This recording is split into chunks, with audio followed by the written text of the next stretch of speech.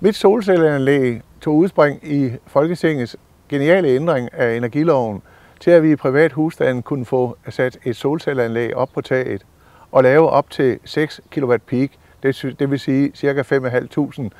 5.500 kW om året, alt afhængig af hvor man ligger. Og det er sådan et anlæg, som jeg har kørende her. Det fylder som sagt de 40 kvadratmeter, og det vil producere for omkring et sted mellem 9.500 til 10.000 kroner om året.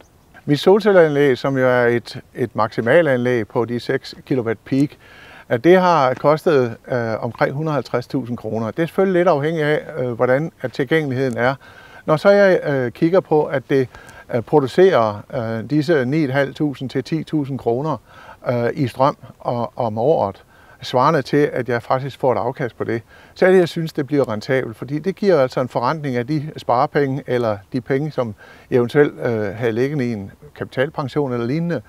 Dem har jeg lagt op på taget, og de bliver nu forrentet med et sted mellem 6 til 8%. Og det er da ikke så ringe.